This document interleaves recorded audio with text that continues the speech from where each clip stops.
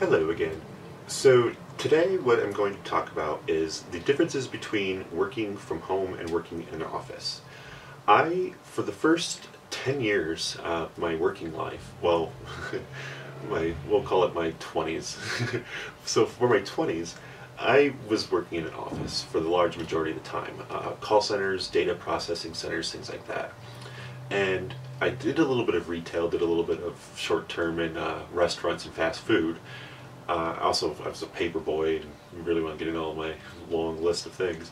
But when I worked in an office, you kind of get used to it. Some of the good things about working in an office are that you're surrounded by people all the time. So you have an opportunity to meet new people, especially if you work for a large company. For example, Bank of America, countrywide I worked for, there was tens of thousands of people, and there was such a high turnover rate and churn in that organization because of all the fraud. So they would basically, have new people coming in every month, and I met a lot of great people through that.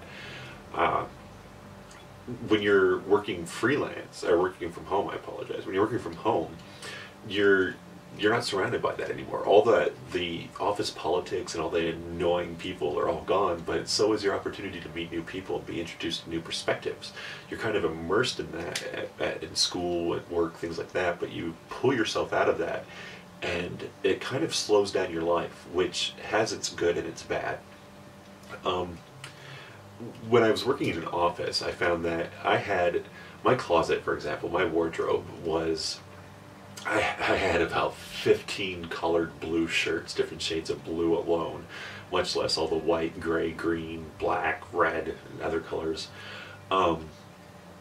It was like all my t-shirts, all my jeans and shorts and things like that, the weekend wear, the stuff that I used to wear when I was going to school, those were all just kind of thrown to the side. They were things that I would only wear when, at night or when I was off. But most of my time was spent, with a tie and a collar.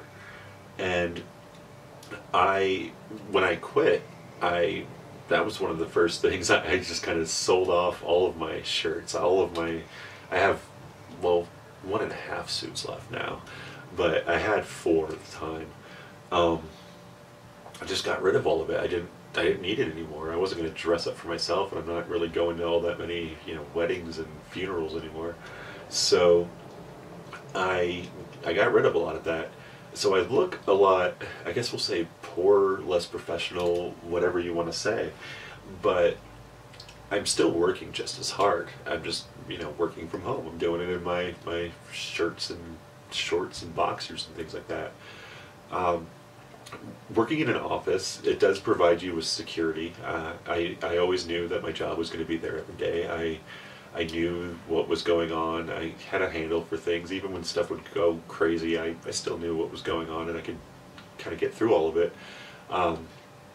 When you're working from home, scheduling is kind of a hard thing. It's difficult for you to get yourself to work at times when you're in an office from a 7 to 5 job. You wake up every morning at 6, whether you like it or not, or earlier, and get ready, go through your whole routine. Well, when you can sleep in, you do.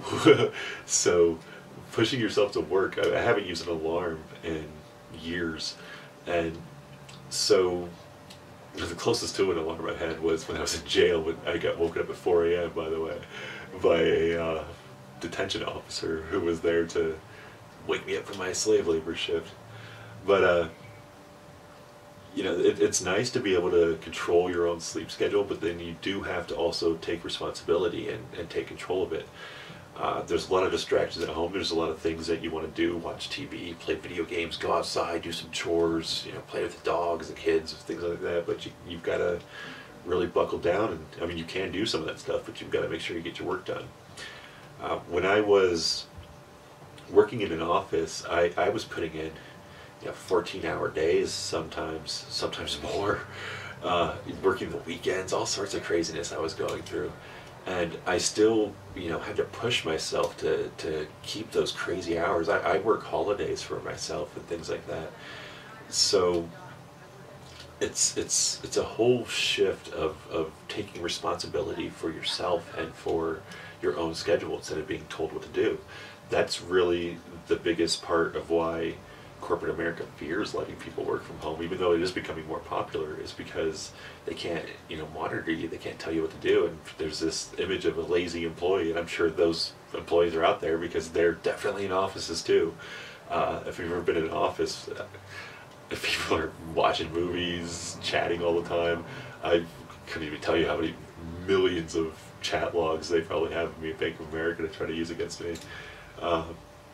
But it is what it is. I still got my work done though there. It's just that, it's easier when someone's telling you to do it. It's a funny thing how, when you're doing it for yourself versus when you're being forced to do it, you tend to put more effort into it for when you're forced, I guess, than when you're doing it for yourself.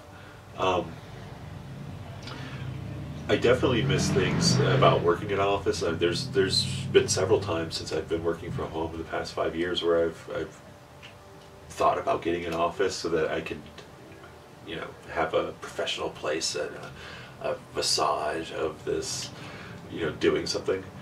Because like a lot of my friends, a lot of my family, a lot of people around me, when they know that I work from home, they see it as kind of like this, oh, you're so lucky, oh, that's got to be the greatest thing, oh, it's, they assume that I'm being lazy.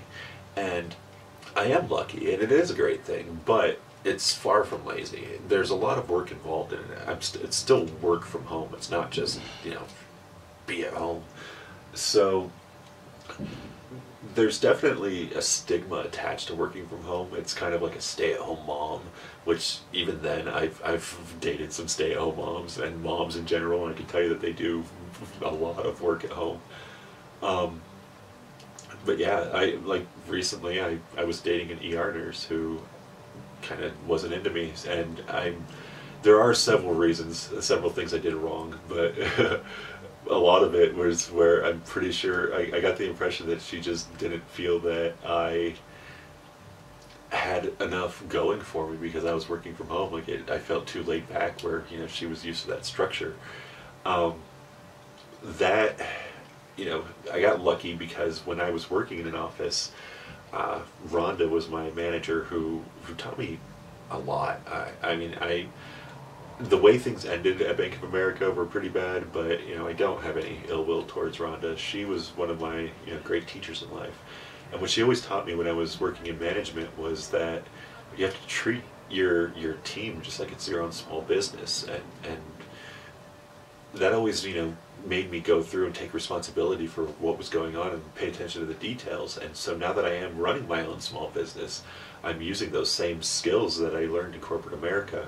Had I started working for myself, or from home and for myself, immediately right after college or right after high school even, I wouldn't have had the discipline that I do now. I know that. But I wouldn't have had the intelligence either. But I do still, I appreciate my corporate time, but I couldn't ever go back to a cubicle at this point. The freedom of working from home is just, it's unexplainable.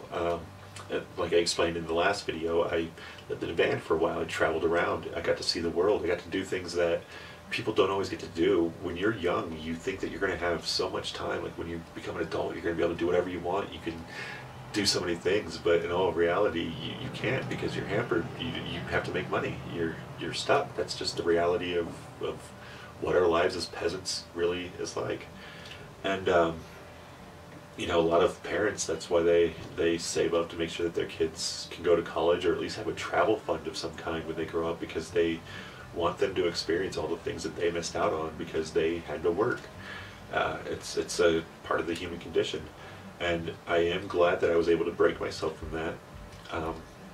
It is kind of scary not knowing where my next paycheck is going to come from all the time. I have clients, I have steady work, but at the same time, it's difficult. You never know. I've lost a lot of clients, people that just for one reason or another just weren't into me anymore. So, which is why I'm doing this, making these videos. But yeah, working from home, I would, if you ever have a chance to do it, I would definitely recommend it. It's not just a scam. There's plenty of ways to do it. There's plenty of people that do it. I do it as a freelancer, but I know people that do it in all sorts of other manners. A couple people from Bank of America and Wells Fargo actually were working from home, and they really loved their jobs a lot more, and they still ended up having to deal with a lot more meetings that they didn't want to do. But when it comes down to it, the grind is still the grind. I do some of the same reporting things, some of the same emailing and meetings and wasted time that production stuff that I had to do back in corporate America. I still do it while I'm working from home. It doesn't matter. The office doesn't change anything. I do sometimes get lonely though. I do need to get out more, which is something I'm working on. Get out and meeting people and things like that. But overall, I wouldn't have it any other way. Just the freedom of traveling alone, the freedom of my own schedule is worth it for having the work from home job. If you do want to travel and you do work from home, I would absolutely recommend getting a solar panel and an external battery with a power inverter. It'll cost you, anywhere from a couple $100s to $1,000, but you'll be able to bring a laptop with you, get some work done, and go wherever you want. Have fun, see the world, go explore. It's the way it was meant to be. Other than that, if you have any other questions about what it's like to work from home or what it's like to work in an office, or which one might work out for you, feel free to let me know. But other than that, my name is Brian Penny, and I am a bank whistleblower, and it's been fun talking to you.